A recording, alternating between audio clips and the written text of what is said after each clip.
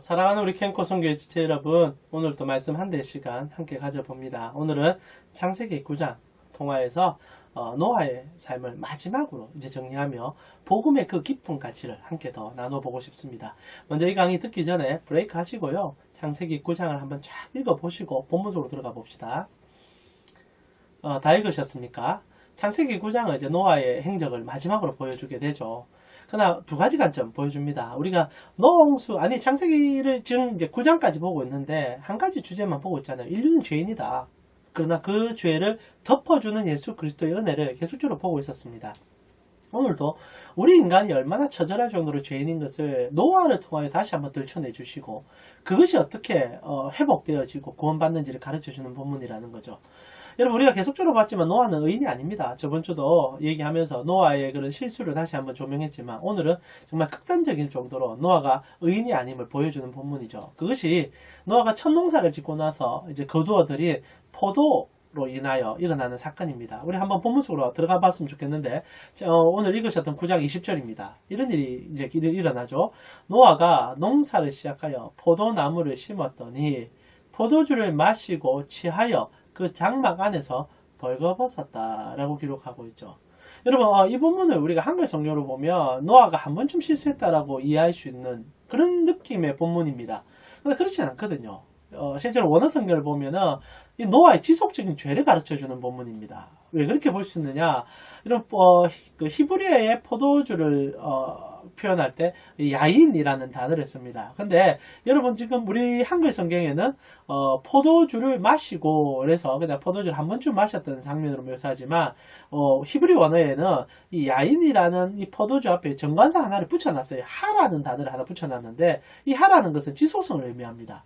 무슨 말이냐면 노아 홍수 이전에도 그랬어요. 홍수 이전에도 그랬을 것이고 지금도 그렇고 포도주 먹고 계속 실수하는 인간 이 사람이었다는 겁니다. 사람이었다는 겁니다. 그러니까 포도주만 먹으면 인사불성을 했고 그리고 그의 실수가 연이없이 드러났다는 것을 성경은 노골적으로 탁 한 단어를 집어넣음을 통하여 우리에게 고발하고 있는 거죠. 그래서 21절은 노아가 어떤 사람인지를 고발해주는 본문입니다. 오늘날 사람들이 술 먹고 얼마나 많은 실수를 합니까? 특히 음주운전 같은 경우에는 자신만 죽는 게 아니라 우리가 정말 살인죄를 저지를 수밖에 없는 상황으로 자기도 원하지 않지만 들어가는 것 알고 있잖아요.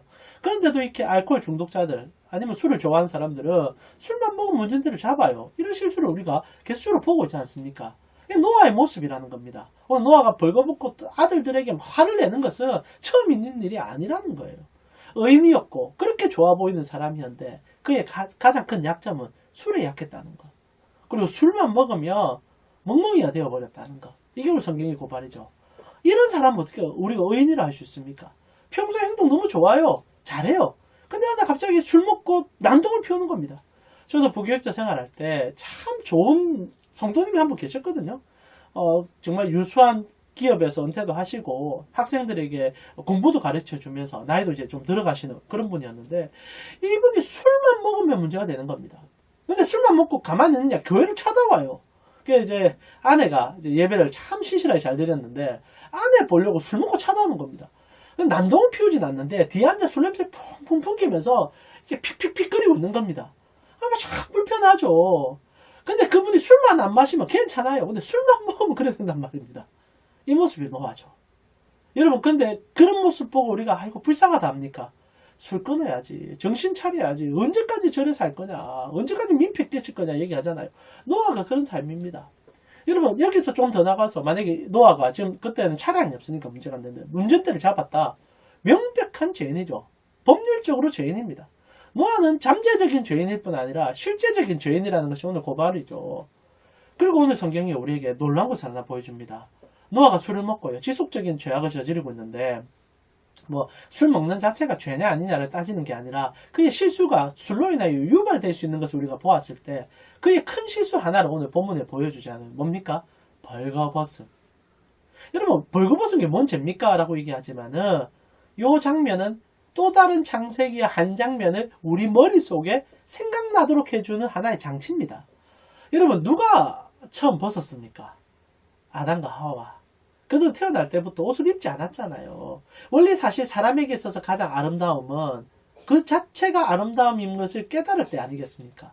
여러분, 제가 들어옴으로 우리 사이에서, 그리고 우리 모든 관계 속에서 깨어짐이 드러난 사건 중에 하나가 을복이라고 저는 생각을 합니다. 여러분, 오늘 제가 여러분과 강의를 나누기 위해서 특별히 오늘 넥타이도 한번 메어 보았는데요. 사람은 어떤 옷을 입느냐, 어떤 모양을 하느냐에 따라서 그 위치나 환경에 따라 달라짐을 줍니다. 이래 된 게 참 안타까움이에요. 왜냐하면 사람은 그렇게 안 해도 괜찮았거든요. 첫사람 아담이 지어졌을 때 그들은 왜 벌거벗었느냐? 그 모습이 하나님의 모습이었기 때문이죠. 여러분, 사람이 죄가 없으면 그 사람이 무엇을 입었나로 평가하지 않습니다. 그 사람이 누구의 것인가로 평가합니다.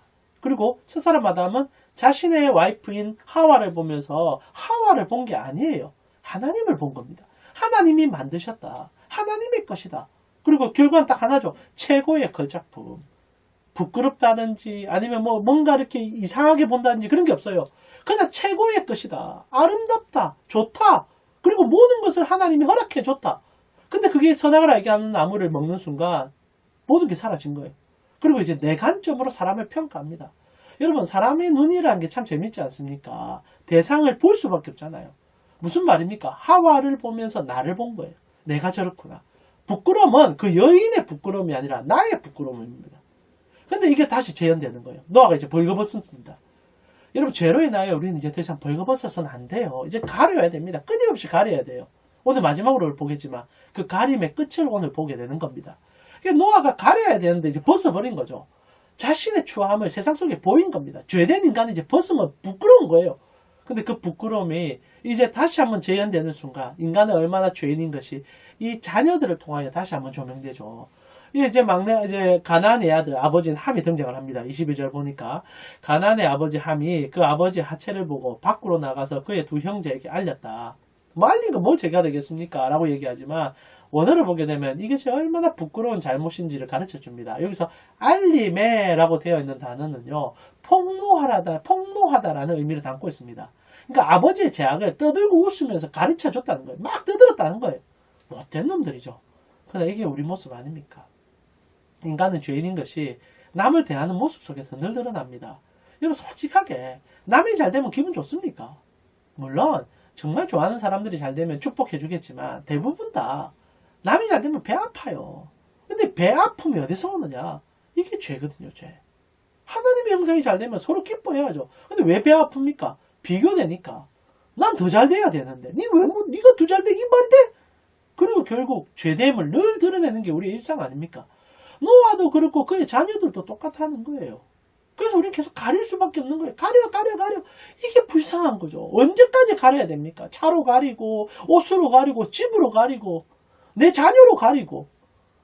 그리고 그게 끝나면 다행인데 영원히 가리다가 결국 죽고 나면 다 벗을 수밖에 없는 그런 비참함이 우리에게 주어지는데 오늘 본문이요. 놀라운 복음의 은혜를 가르쳐 주기 시작합니다.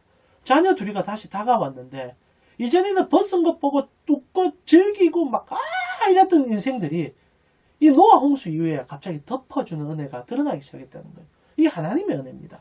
여러분 23절을 보니까 두 아들이 등장을 하는데 셈과 야벳이 옷을 가져다가 자기들의 어깨에 메고 뒷걸음쳐 들어가서 그의 아버지의 하체를 덮었으니 그들이 얼굴을 돌이키고 그들의 아버지의 하체를 보지 아니하였더라.